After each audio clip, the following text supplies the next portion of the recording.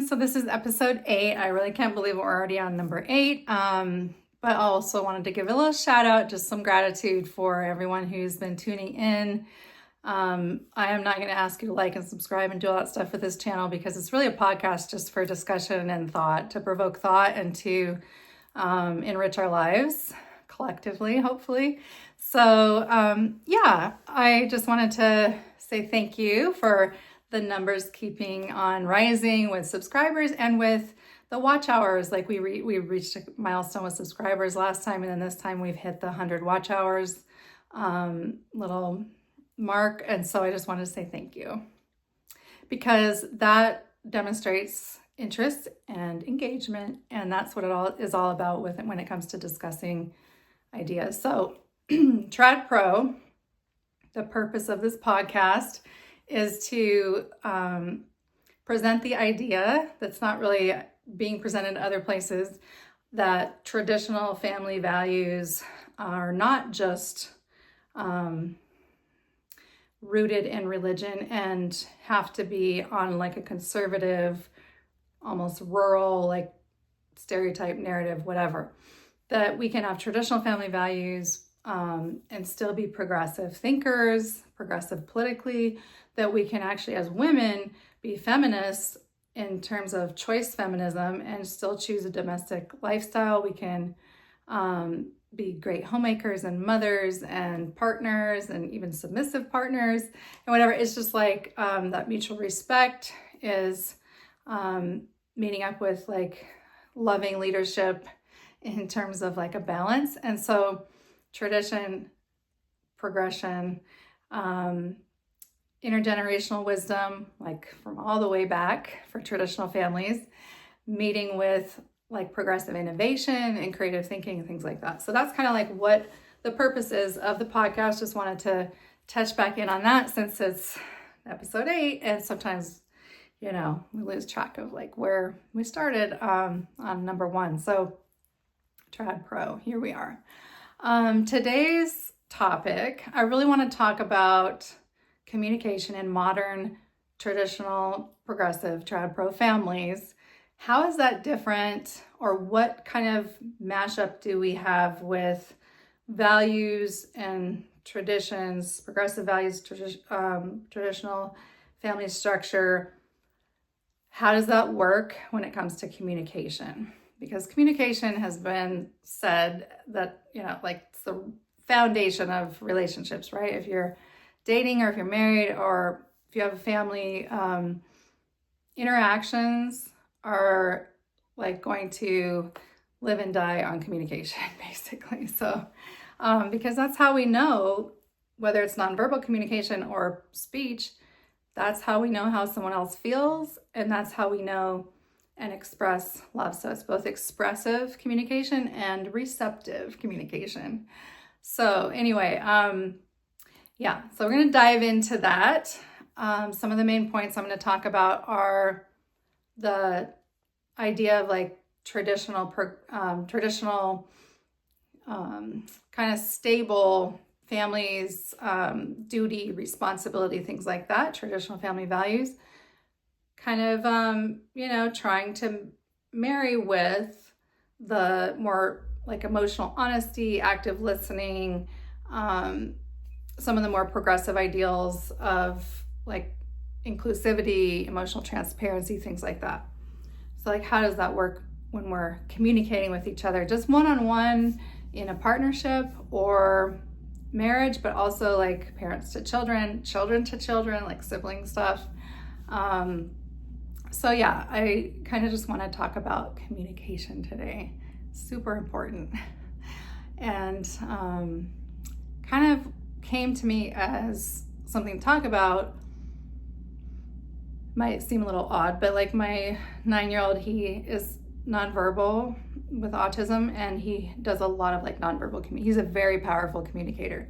But I was thinking about that, and then I was also thinking about ways that I, you know, interacted with my now adult children when they were little, and some of the exchanges that we had. I was just thinking about different anecdotes of like communication and how it worked, and kind of how I borrowed some of the like more positive things from my childhood and traditional family structure. And then also like took the compassion, emotional intelligence, and, you know, like inclusivity, and kind of like put that together a little bit, so that it wasn't just, you know, the adults' way or the highway, and just, you know, a lot of stonewalling. And it was a very toxic thing when it was like not balanced out with that emotional transparency and kind of loving leadership and mutual respect. So anyway, number one in my little strategies thing, and I just have a few of these, but number one is really active listening. You've probably heard of that before. To me, it means putting attention over like reaction. So paying attention to the other person, like you're actually listening, active listening. You're not thinking about your comeback. You're not trying to just like hurry up till they finish and then like you're ready to you know, jab back or whatever. Like you're just trying to wait for your turn to talk. That is not really listening, and you're not receiving communication. So it's like communication is so powerful in terms of receptive, just as powerful as it is expressive. So like both things are super important. So active listening is just that, like really actively taking in and like kind of being like, I want to understand where this person is coming from and why they feel this way, why they think this way, why they are acting like they're acting. There's a reason for that. It's probably not even about you. They may think it's about you, but like if you can just like listen for that reason, I think it kind of is just super helpful to approach that conversation. If it's a disagreement or conflict, approach it with like curiosity. And of course, if it's not conflict, there isn't a disagreement, of course, it's even easier to approach conversations and communication exchanges with curiosity. But sometimes when we're in our feelings and there's tension, sometimes it's just like hard to dial it back, like calm down and really listen. So talk about that a little bit. I'm also going to talk about like conflict repair. So when it comes to active listening, putting attention over the reaction, I think it's helpful to use like pauses to like process. Like you're not just like da da da da da da da and then the other person's da da da. Like kind of like pause for a second. And in one relationship where I was dating somebody that had a child the same age as my child, you know, two boys, the same grade and everything. But anyway, so they were going from being friends, like best friends at school, to being roommates because we were trying to do a blended family situation. And, you know, kids, it's even harder to get them to really like pause and process because it's just, they're really in their just mode of like, you know, saying what they want to say and the other person saying what they want to say and so forth. So anyway, we found it helpful to have like an object, and you may have tried this before, like either a pillow or like a little stuffed animal or something, to be like, you know, whoever's holding that is talking, and then we're gonna like count to 3 before we pass it. So it's not just like grab and like I'm talking now. So pause for processing. It's like after somebody shares their perspective, then like kind of like take a beat and think about it before then, you know, saying what you are gonna say. So pause for process, and then again, like you're paying attention. You're not just like waiting to react, like listening for something and what they're saying to like bounce off your thoughts on. So anyway, also like emotional literacy, like being able to understand what somebody's saying and also able to communicate your own feelings, like naming the emotions. Excuse me. I think some people are super aware of their emotions and they like know the words for it, right? But then some people like know how they feel but can't put it into words. They don't really like, aren't thinking about the emotions or haven't practiced that. So I think it's super important to practice even just like having a spectrum of emotions to even choose from. There are even like little emotion dolls and stuff and faces to teach like kids with autism, like what angry looks like or what sad looks like or what because sometimes with autism there's, like a little bit of difficulty with reading social cues and other people and like tuning into their emotions. And so there's like little games and all kinds of stuff that you can get for that. Super helpful, I think, for even kids that, are not on the autism spectrum. But anyway, like being able to label the emotion and own it and like, I feel, so those kind of like I statements. I feel this way without like blaming the other person. Like, I feel this way because you did, just like when this happens, this is how I feel. I feel this way, period. And then the other person can say like how they feel, period. And then it's not like attacking. I think one thing that's super important in TradPro family is the idea of respectful disagreement. In a traditional, like a TradCon family, I feel like there's not a lot of respect for kids, or sometimes not a lot of respect for the wife or mom. And there's kind of just like the husband or the father, the head of the household is just like laying down the law and everybody's just got to deal with it. But I think that respectful disagreement, like teaching my kids to have their own mind and actually know how they feel and have an opinion, was super important to me, because I was not allowed to have an opinion as a child. And then as an adult, it was really hard to like know what I wanted, what I liked, and like what my thoughts were, because I was so used to just not being allowed to have those. So I really aim to give my kids like the right to their own mind and like a focus on tuning into how do you feel, know it, name it, and express it. And this is a safe place to do that. You're not going to get like disciplined or punished for saying how you feel. So I think that that's, especially in traditional families, I think there's even a greater degree of a barrier for boys and men. Like, you gotta be a man, you can't have emotions, you gotta be strong. But I think men, women, boys, girls, everybody needs to kind of be able to know like how you're feeling. Because if you just say you can't do this, well, you're still feeling that way. So you're just burying it, and you're gonna like passive aggressively probably express that in another way, but not in a healthy way, not in a respectful way, not in a way that anybody really understands what you're talking about, because it's not direct. There's not like I feel yada yada. So I also think that when it comes to respectful disagreements, keeping in mind, like our goal is to preserve respect. If we want like partnership, dating, women, men, men, women, whatever, marriage, parenting. If we want that mutual respect, then we have to keep at the forefront our goals. And our goal being like preserving respect and preserving individual goals and our shared goals, either as a couple, as a family, etc. So like that like trumps everything else. Like you winning the argument or you being right is so unimportant compared to big picture, where are we headed? Because you can just like sit this one out or like lose this, we don't have to be perfect and like win everything and prove our point.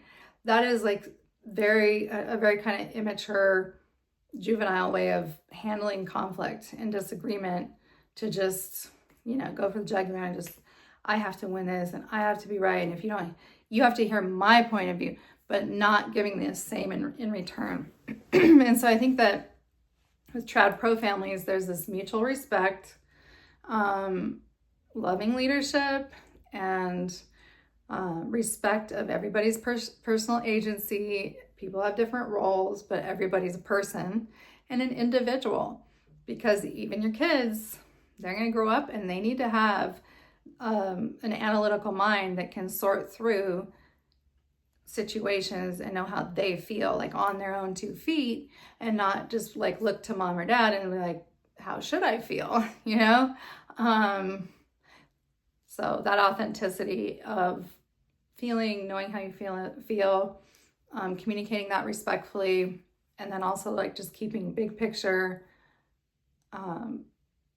you know, preserving respect, preserving the relationship, not threatening the relationship, you know, not jumping to like, you know, this is it. If you do this one more time, it's the end, and we're going to break up or we're going to divorce or whatever happens, you know, whatever the relationship is, that's just not helpful.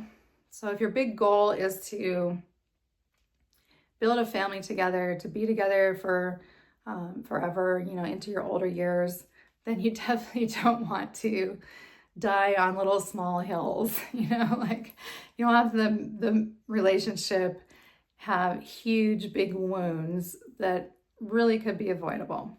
So and when it comes to emotions, things feel like a life and death situation sometimes because we have very strong emotions about stuff. But if you step back and kind of like try and assess objectively a little bit, like from outside of your emotions and more with your brain, you can kind of see like, oh, this is not that big a deal. I can, you know, compromise, or we can find a resolution together, or we can agree to disagree or whatever. And I know that with my son and his little friend, becoming roommates was really hard for them because they were 2, like basically only children in their own right, like with a single parent, and then like moving in, then their parents are together. So I have their parents' full attention, you know, their single parents' full attention. But then they also have like each other, like they're sharing all their toys with the other kid and like space and everything. So it was a lot to adjust to just for kids. And sometimes just watching how they were handling it was educational for like, oh yeah, we're kind of doing the same thing as adults or whatever. So that was years ago. And the relationship didn't end up, we didn't want the same thing ultimately in terms of building a family, and etc. It was, you know, very amicable separation and moving on. But yeah, just kind of thinking of that anecdote of how like we taught them to resolve their differences and their disagreements, many of which that were very emotionally charged. So common pitfalls. So I feel like in relationships or communication, and by the way, if you hear screeching in the background, my kid's working through issues with his video game. Just is what it is. You might hear some stuff in the background. He's fine. Anyway, so common pitfalls. Okay, so defensive communication, I feel like, is one of the main things that I, in my many years, have dealt with, not just on the receiving end, but like I've done it many times because I have a long history of rejection and abandonment, like all kind of different things, issues, right? Past traumas. And if somebody is critical of me, my first thing is to get into defensive mode because I had to defend myself as a kid, as whatever. And you're just like, you know, but I wasn't that wrong. Sometimes you are wrong, you know? And even if you're not like wrong, just that like defensive communication and stonewalling, I think is really common in traditional households. And everybody is like very oppositional and very critical.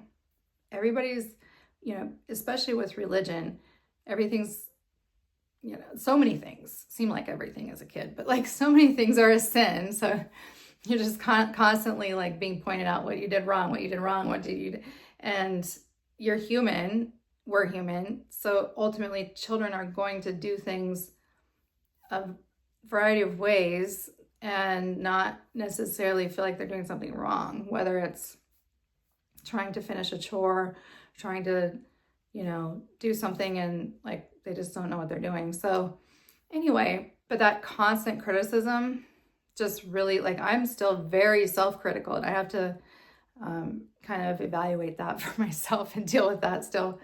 But I think I'm getting better about being critical of others. But I definitely didn't. I had like a lot of defense mechanisms built in that I had to like really work on with communication. Still working on that. Stonewalling is something that was also learned, and just like I tend to want to withdraw, and like because it's more of a safety thing, like then you're not going to get hurt physically. Like you're not going to get a beating or something if you just slip away, maybe they'll forget or whatever. So I think sometimes I still like would rather withdraw than confront. I'm not confrontational. That's not a problem. But being defensive, if somebody is like criticizing me, I've had to deal with that because of how I was raised in a trad con family.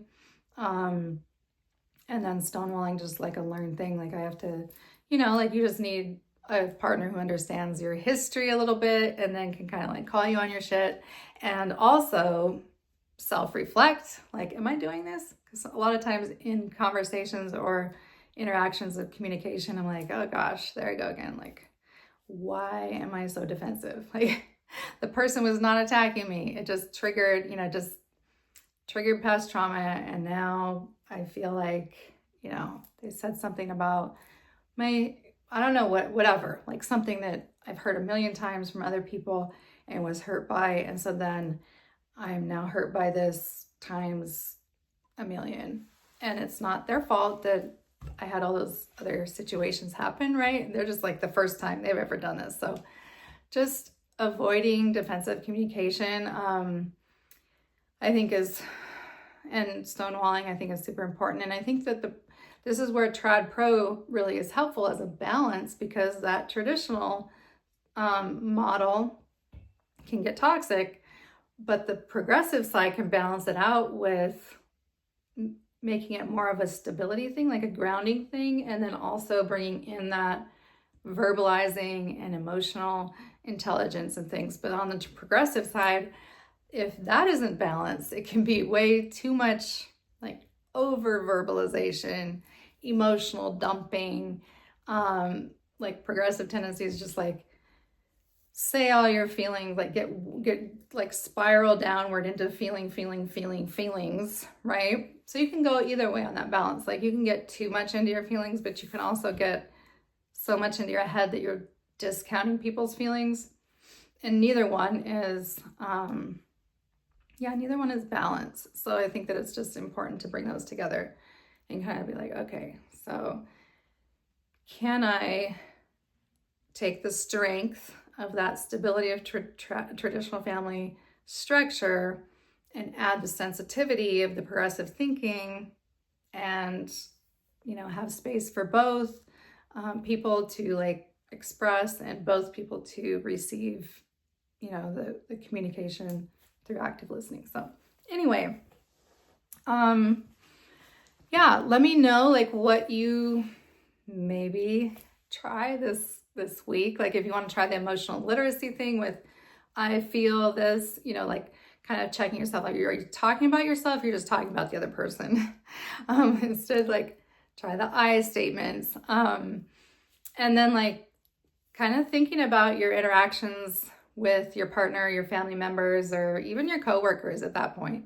Just your lifestyle. Is it more you're paying attention, or are you more like reacting? Are you on the offensive or the defensive, or are you just like not playing to win a competitive game, but actually playing so that you like both win and there's that preserved respect?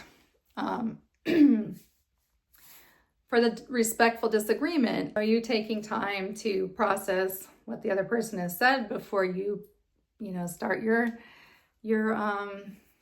contribution to the disagreement, or are you kind of just like waiting to jump in and not really listening? So that like focus on shared goals, focus on respect, trying to like gauge your tone and the timing, super important.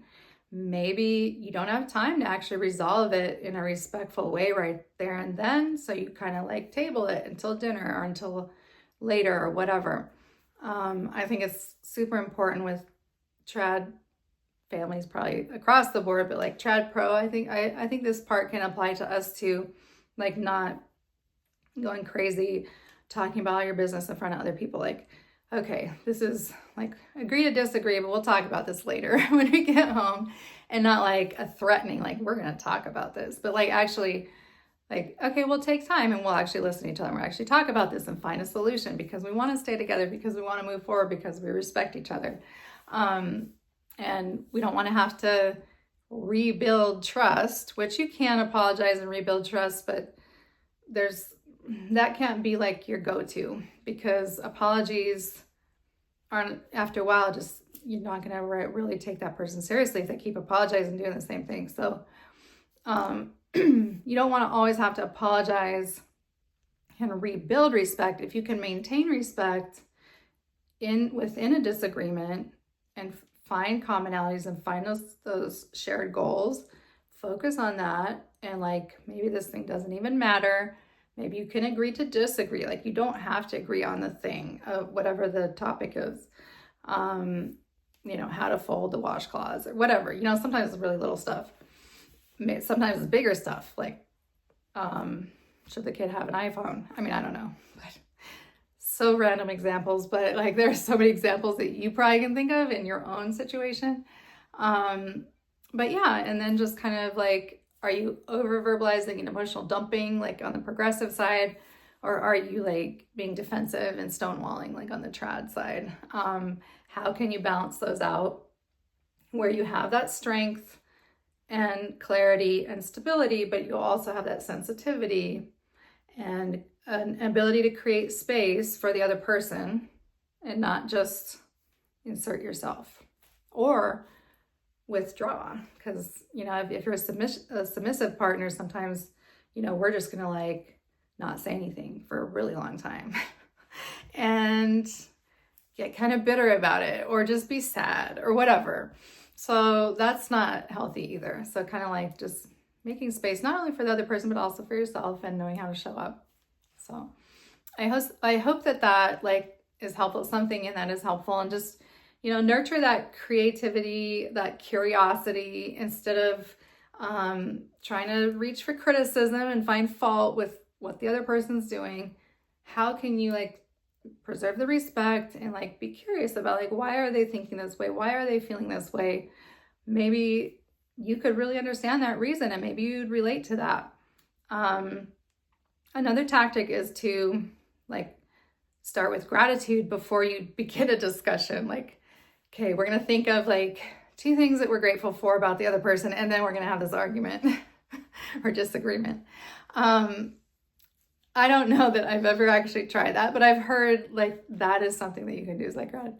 What I have tried and what I think works really great, if you can't pregame your disagreement with gratitude, just at the end of every day, like I talk to my sons about this all the time, like what went, especially when they're focusing on something that's negative, like this is the end of the world, this terrible thing that's happening. It's like, okay, but what went right today? And if we can like talk about or list like 10 things, even 5, but like 10 is a great number, 10 things that went right today, then you can probably like, you're probably going to feel better after just even acknowledging those things. And surprisingly, like more things go right in a day than go wrong.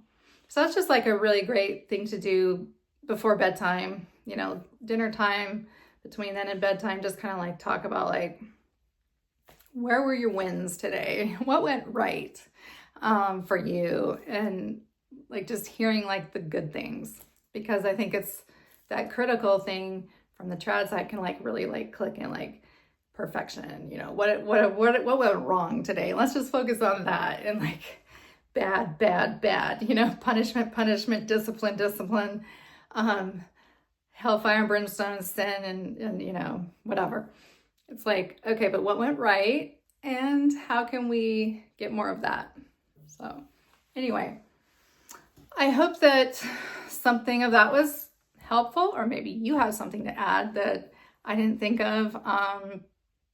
Just want to help each other reach our individual and family goals and stay in discussion about this whole traditional family values and progressive thinking. And for modern women, like, how can we have our roots and our wings, like our roots being in that stability of tradition, passed down from thousands of generations of that family structure. And then how can we also have our wings, our freedom? Like, how can we fly and have that mutual respect and be in a safe space and aligned with our feelings and communicating our feelings and like expressing, but also having that stability, because yeah, we don't want to just like emotionally dump on everybody and then have like nobody to come home to. So I think on the progressive side, sometimes, yeah, the feelings get a little bit thick, and then we lose the stability, and that's also not a win. So balance. So hard as human beings. I don't know why, but yeah, keep your expectations managed and realistic, and preserve that respect, and happy and healthy is going to win every day over like competition and criticism and that kind of thing. So all right, I want to hear one of the strategies that you try this week. Put in the comments, or like you may have tried all these things in your past, so like drop like a little anecdote or story about something that worked for you in your traditional progressive family or dating relationship, or a past marriage, like question mark, like some people have like they're on their fourth marriage or something, like like the goal is to of course find like that stable family unit from a traditional perspective, but boy, from the progressive perspective, you don't want to just stay toxic or live with a toxic situation forever that's going to bring you down. So yeah, thanks for tuning in. Thanks for those milestones of the watch hours and subscribers and everything. And again, like, this isn't a big like money grab. I'm not going to ask you for donations or anything like that. I just want the discussion. I just want like that interaction, because I really think that TradPro is a thing. It's not being talked about out there. Like, never heard that term before I started this podcast. So I just want to know, like, does that make sense to you? Can we find this balance between the innovation and the wisdom, the stability and the sensitivity? How does that work?